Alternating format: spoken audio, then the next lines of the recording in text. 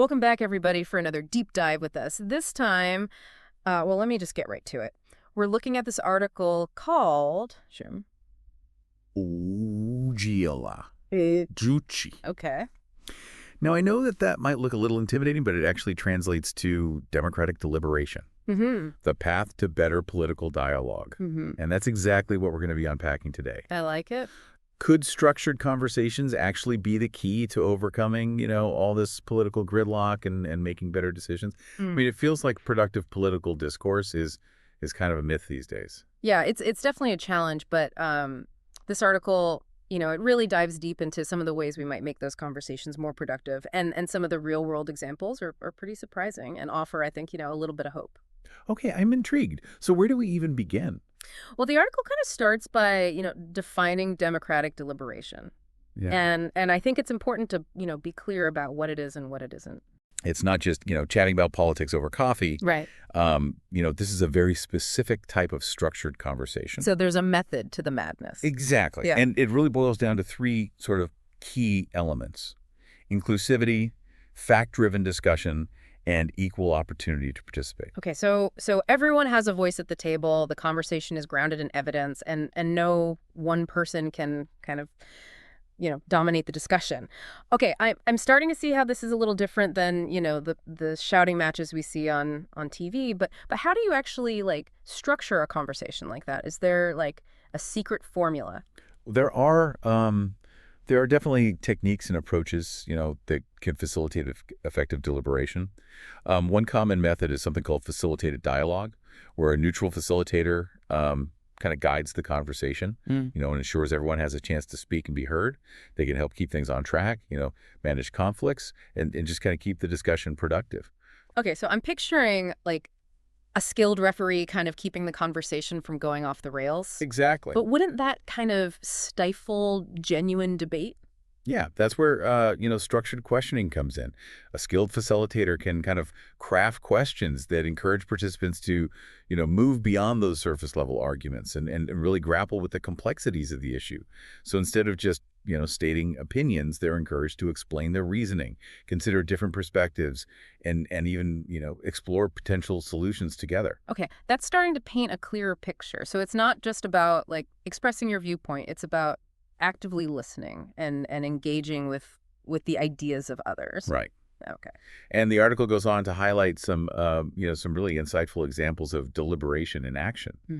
For example, they discuss a 2015 U.S. healthcare study that involved bringing together, diverse groups to talk about this very complex issue. Yeah, healthcare is definitely a hot button topic, especially in the U.S. Did these groups just end up yelling at each other? Well, surprisingly, no. Okay. And that's what made the study so interesting. Yeah. Well, the policy impact was, I guess you could say, modest. Okay. It really revealed that structured deliberation could help people move beyond those kind of entrenched positions and engage with the issue on a deeper level. So what specifically made it work? What were some of the kind of key takeaways? I think one of the most striking findings was this shift in participants' understanding of opposing viewpoints. After engaging in deliberative discussions, they were more likely to kind of acknowledge the validity of perspectives different from their own. Okay. They began to see the issue not as, black and white, but as a complex problem with multiple valid viewpoints. That's fascinating. So even if they didn't completely change their minds, they at least gained a deeper understanding of where other people were coming from. That feels like a win in itself, especially these days. Absolutely. And the study also found that participants were more likely to support solutions that kind of incorporated elements from, different viewpoints. They moved away from those all or nothing positions. Yeah. And started to think more creatively about, potential compromises. So deliberation helped them kind of break free from those rigid, ideological boxes. Yeah. And consider solutions they might not have entertained before. Right. Okay.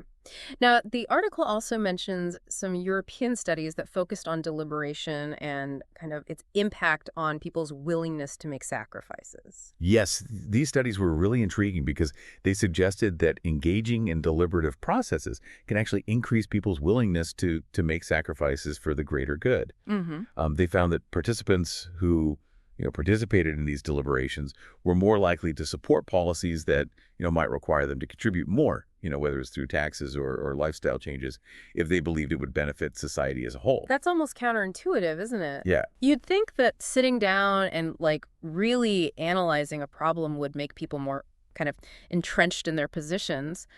But these studies suggest that it actually makes them more open to compromise and collective action. Yeah, it seems that when people feel heard, when they feel like their perspectives are valued, they're more willing to consider solutions that benefit everyone, even if it requires them to make some personal sacrifices. Now, I know the article also mentioned something about blowback from some participants in these studies. Right. Some participants, felt frustrated that that the deliberation didn't lead to immediate policy changes. Yeah. They were, eager to see action and felt disappointed when it didn't happen, overnight. Yeah, I can understand that, but it seems like that frustration stems from a kind of a misunderstanding of what deliberation is actually designed to achieve. Right. It's not a quick fix, right? It's not a magic wand. Exactly. It's more about laying the groundwork for, informed and collaborative decision-making. Yeah. It's about shifting the culture of political discourse from one of, confrontation to one of constructive dialogue. And that takes time, right? Yeah. And sustained effort. You're not going to solve complex societal problems in a single conversation. But if you can create a space where people feel heard, respected, and empowered to contribute to solutions, that feels like a huge step in the right direction. Absolutely. And, the article even draws a parallel to a familiar example, something we all know, jury duty. Jury duty, huh? What's the connection there? Well, think about it. We entrust juries, made up of everyday citizens to make, sometimes life-altering decisions in court cases. Mm-hmm.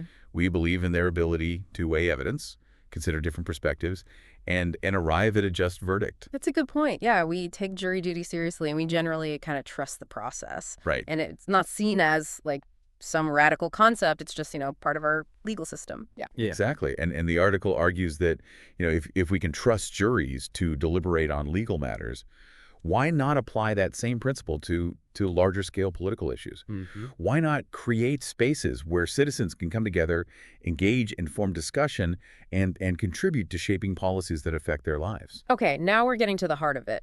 But are you suggesting that we replace our elected officials with randomly selected juries for every policy decision? Well, not exactly. The article highlights the potential of what's called sortition, which is essentially randomly selecting a group of citizens to form a mini public. So instead of electing representatives, we just pick names out of a hat. How does that ensure, fairness and expertise? Well, it's not quite as simple as picking names out of a hat.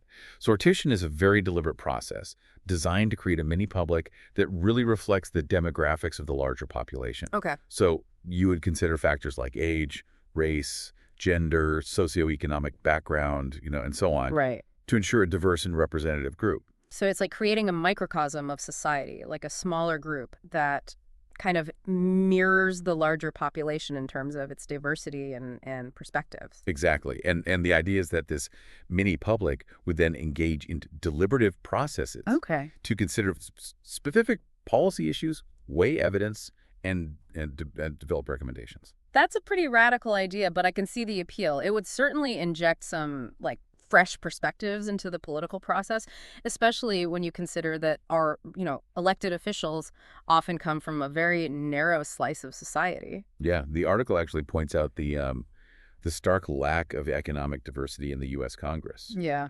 Members often being far wealthier than the average citizen. And while there's been progress in terms of racial and gender diversity, we still have a long way to go. And you could argue that this lack of diversity contributes to the gridlock and polarization we see in our politics. Right. If our elected officials don't truly represent the experiences and perspectives of the people they're supposed to serve, it's no wonder they struggle to find common ground. Right. And that's where the concept of mini public starts to get, really interesting. Yeah. It's about creating a space where those diverse voices can be heard, not just at the ballot box, but in the actual process of shaping policy. Okay, I'm starting to see how this could potentially address some of the flaws in our current system. But are there any real-world examples of this actually working? There are. And the article highlights a fascinating case study. The Irish abortion referendum of 2018. Now, that was a, hugely contentious issue, even for a country known for its progressive values. How did deliberation play a role in that? Well, the Irish Parliament was initially hesitant to even address the issue, recognizing how divisive it was. But then they did something quite remarkable. What did they do? They created a deliberative body made up of both randomly selected citizens and members of Parliament. So a hybrid approach, combining the perspectives of kind of everyday people with those of elected officials. Yes. And this hybrid body, known as the Citizens' Assembly, was tasked with considering the issue of abortion from all angles. They heard expert testimony, engaged in facilitated discussions, and ultimately developed a set of recommendations. And what happened next?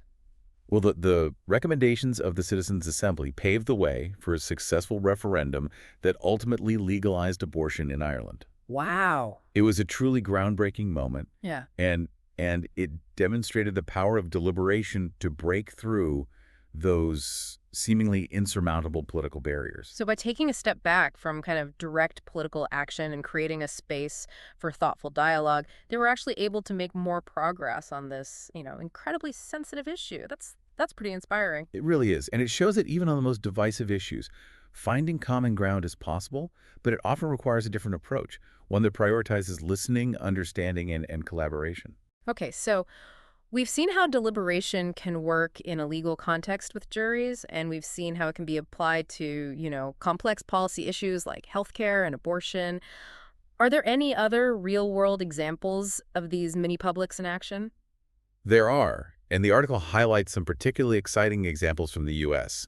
Take Oregon's Citizens Initiative Review, for instance. What's that? It's a panel of randomly selected citizens who analyze proposed ballot initiatives and write up a kind of concise, nonpartisan summary for voters. Okay. It's like having a jury for policy decisions, helping voters make more informed choices. So instead of just relying on campaign slogans and sound bites, voters get a clear, unbiased explanation of what they're actually voting on. Exactly. And it's been incredibly effective. Their work on a measure to divert corporate taxes to public schools actually increased voter awareness and contributed to its passage. That's amazing. It shows that everyday people, when given the right information and the opportunity to, engage in thoughtful deliberation, can have a real impact on policy outcomes. Absolutely. And then there's California, which is used in many public to help redraw legislative districts, a process that's often, fraught with political maneuvering and gerrymandering. That's a great example. Redistricting is one of those issues that, directly impacts representation and fairness in our elections. How did they use a mini-public to address that? They convened a group of randomly selected citizens, trained them on the principles of fair redistricting, and tasked them with, drawing new district maps. The goal was to create districts that were geographically sensible, didn't favor any particular party or candidate, and ensured that communities of interest were kept together. So they essentially took the power of drawing district lines away from politicians and put it in the hands of everyday people. What were the results? The maps drawn by the California Citizens Redistricting Commission were, widely praised for their fairness and impartiality. Okay. They helped to reduce the influence of partisan politics in the redistricting process and create a more level playing field for elections. Okay, now we're talking. These are real concrete examples of how these mini-publics can be used to address some of the most, challenging issues in our democracy. It's almost like a breath of fresh air seeing these kind of innovative approaches actually working and making a difference. It is encouraging, isn't it? Yeah. It shows that we don't have to be stuck with the same old broken system. There are ways to make our democracy more responsive, more representative, and more deliberative. But if these approaches are so promising, why aren't they more widespread? Why do we still see so much gridlock and dysfunction in our politics? Well, the article doesn't shy away from that question. It acknowledges the challenges and the resistance to change, especially in a political system that, often rewards partisan bickering and short-term thinking. And let's be honest, the U.S. Congress often feels like the antithesis of productive deliberation. It's more like a reality TV show than a serious attempt to, address the nation's problems. Yeah, the article even points to the Trump administration as, a prime example of an approach that's the absolute polar opposite of deliberative democracy. Right. The border wall is a perfect illustration of that. It was a Right. campaign promise, and the decision was essentially made before any real discussion or consideration of alternative viewpoints. Exactly. And that approach goes against the very core principles of deliberation, which, emphasizes inclusivity, fact-driven decision-making, and a willingness to consider different perspectives. So it seems like we have a long way to go before deliberation becomes like the norm in our politics. But are there any kind of signs of hope? There are. And the article highlights a surprising success story, the bipartisan criminal justice reform bill that passed in 2018. That was a major legislative achievement, especially in such a, polarized political environment. How did deliberation play a role in that? Well, it was a long and quiet process, a stark contrast to the usual, partisan battles.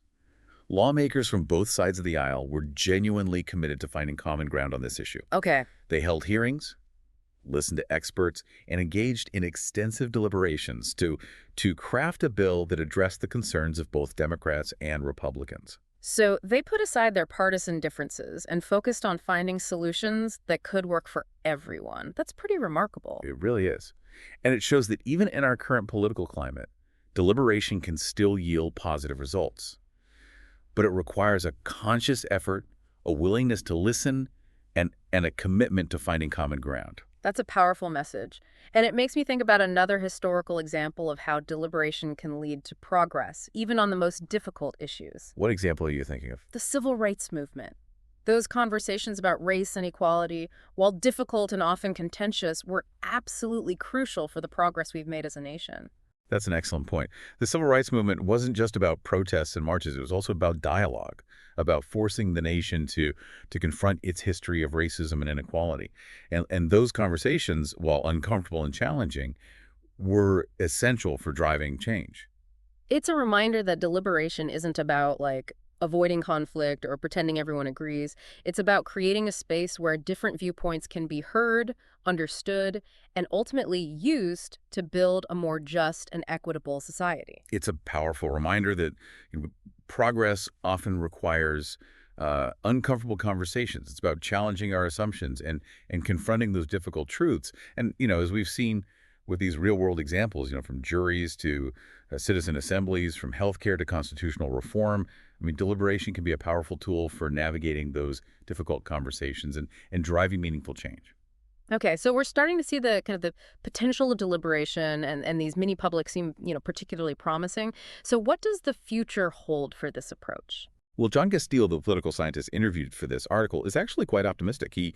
He sees mini publics as a growing trend and believes that their success, in places like Ireland and Oregon, will inspire others to adopt similar approaches. So we might see more and more groups kind of tackling, a wider range of issues, from climate change to education reform, all through the lens of kind of thoughtful deliberation. Yeah. And that's an exciting prospect. But Yeah. But Gastile also raises a point that's both fascinating and a bit unsettling. Deliberation is moving online. Well, that's not entirely surprising. The internet has become our de facto public square, hasn't it? It has, for better or worse. Right. Because on the one hand, it can be a breeding ground for echo chambers and misinformation. But on the other hand, it has this, incredible potential to connect people across geographical boundaries and, Right. and facilitate conversations on a scale we've never seen before. Exactly. And that's why Gastile refers to the internet as the democracy machine. It has this potential to revolutionize democratic participation. But the challenge is figuring out how to harness that potential effectively. Yeah. Because, we've all seen how quickly online discussions can devolve into, dumpster fires. Yeah. How do we ensure that online deliberation is actually, productive? How do we design digital spaces that reward thoughtful discourse and discourage the worst aspects of kind of online behavior? Right. I think that's a great question. It's almost like we need to create a whole new set of rules for online engagement, like a digital code of conduct for productive dialogue. And the article suggests that we might learn from existing models, like Uber's rating system or the way that, video games manage online chat functions. They've found ways to incentivize good behavior and create environments where people are, more likely to engage respectfully. So it's not about censoring or silencing dissenting voices. It's about creating a framework that encourages constructive dialogue and discourages, those drive-by insults and personal attacks that we see so often online. Exactly. It's about finding that sweet spot where diverse perspectives can clash without turning into a virtual brawl. I think this is where things get really interesting, for all of us listening, because it's not just about some theoretical future of online deliberation. It's about the choices we make, right now, every day in our own online interactions. Right. Are we contributing to the noise, or are we part of the solution? Are we amplifying those divisive voices, or are we seeking out opportunities for genuine dialogue? It's a personal challenge, isn't it? To be more mindful of how we engage online, to resist the temptation to, fire off that snarky comment, and to instead look for ways to contribute to a more constructive and productive online environment. Absolutely. And the article leaves us with a kind of final thought-provoking question. What if the future of democracy hinges on our ability to create online spaces that truly reflect the principles of democratic deliberation? Wow, that's a powerful thought.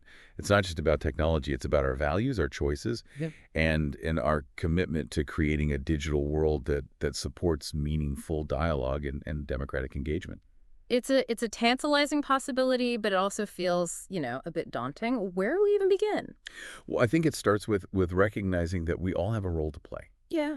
It's not just about tech companies or politicians. It's about each of us, making conscious choices about how we engage online. So instead of just, scrolling through our feeds and reacting to whatever pops up, we need to be more intentional about, seeking out diverse perspectives, engaging in respectful dialogue, and contributing to a more, constructive online environment. Yeah. Exactly. And it might also involve, supporting organizations and initiatives that are working to promote online deliberation, whether it's through developing new platforms, creating educational resources, or advocating for policies that encourage, responsible online behavior. So it's about being both mindful in our own online interactions and actively supporting efforts to make the digital world a more kind of conducive space for deliberation. Right. And I think the key takeaway here is that, while the challenges are real, the potential rewards are enormous. If we can figure out how to make deliberation work online, it could truly transform our democracy. Okay. I'm feeling a sense of kind of cautious optimism here. Yeah. This deep dive has definitely given me a lot to think about. Me too. Yeah. And I think it's important to remember that deliberation isn't just some abstract political theory. It's a skill, a practice, and a commitment that we can all cultivate in our own lives. Right. It's about being curious, asking questions, and genuinely trying to understand different perspectives. And it's not just about, grand political stages. We can practice deliberation in our everyday lives, in our communities, in our online interactions. Exactly. Imagine a world where, instead of shutting down conversations with those we disagree with, we actually engage with their arguments, trying to understand the why behind their belief. It's not about changing everyone's mind. It's about finding that sliver of common ground, even if it's just a starting point. And maybe, just maybe, those slivers of common ground can eventually expand into something more, something that can bridge those divides that seem to be, tearing us apart. I think that's the heart of it, isn't it? Deliberation isn't a magic bullet, but it offers a path forward, a way to navigate those differences and work towards a more just, equitable, and collaborative society. So as we wrap up this deep dive into the world of democratic deliberation, I'm left with a sense of, possibility. This isn't just, pie-in-the-sky idealism. We've seen real-world examples of deliberation working, and the idea of harnessing the power of the internet for meaningful dialogue is incredibly exciting, even if it's a bit daunting. Yes. And I think the key takeaway is that deliberation is not a spectator sport. Right. It requires active participation, engagement, and, yes, even a little bit of courage. But the rewards, as we've explored today, are well worth the effort. So as you go about your day, your week, your life, we challenge you to think about how you can participate in meaningful deliberation. Maybe it's attending a town hall meeting, joining a community discussion group, or simply, having a respectful conversation with someone who holds different views than your own. Remember, democracy isn't a spectator sport. It requires active participation, engagement, and yes, even a little bit of courage. But the rewards, as we've explored today, are well worth the effort. Thanks for joining us on this deep dive. Until next time, keep those conversations going, keep those minds open, and keep believing in the power of deliberation to shape a better world. It feels like we've covered a lot of ground in this deep dive, from the basics of what deliberation is to these inspiring examples of mini publics actually tackling these really complex issues. Yeah.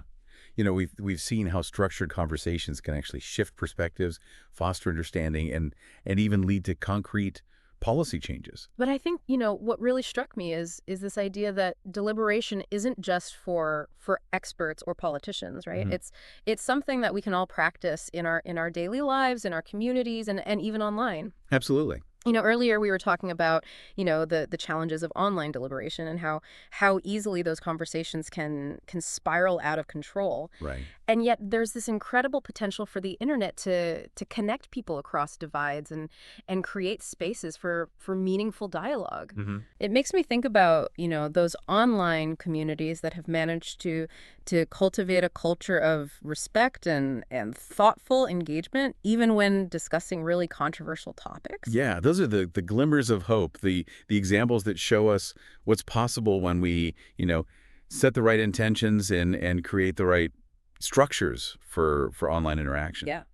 It's like creating a virtual town square where people feel, safe to share their perspectives, listen to others, and engage in genuine debate. Yeah.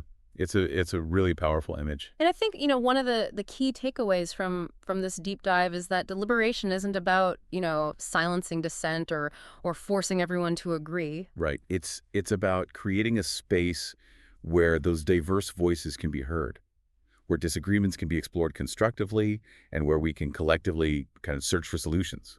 It's about recognizing that, we don't have all the answers, that we can learn from each other, and that even our disagreements can be valuable if we approach them with a spirit of curiosity and respect. Exactly. Earlier we were talking about, the Irish abortion referendum and how deliberation played a role in finding a path forward on such a divisive issue. Mm-hmm. And what's striking about that example is that it wasn't just about reaching a consensus. It was about creating a process where everyone felt heard and respected, even if they didn't, get exactly what they wanted.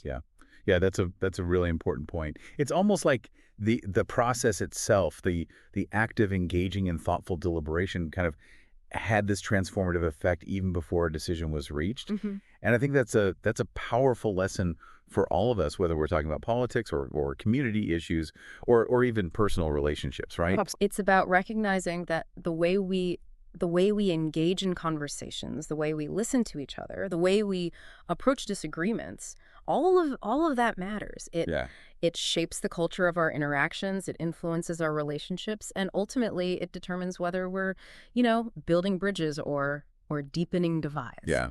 I think you've hit the nail on the head there. So as we wrap up this deep dive into the world of democratic deliberation, I'm left with a sense of, both hope and responsibility. Yeah, I think that's a great way to put it. Hope, because, we've seen that meaningful dialogue is possible even in a world that often feels, defined by conflict and division. Absolutely. And responsibility, because, we all have a role to play in fostering a culture of deliberation, whether it's in our own lives, in our communities, or in the digital spaces we inhabit. Yeah. So our challenge to you, dear listener, is to embrace the spirit of deliberation, to seek out those opportunities for thoughtful dialogue, and to contribute to creating a world where listening, understanding, and collaboration are not just ideals, but lived experiences. Well said. Well said.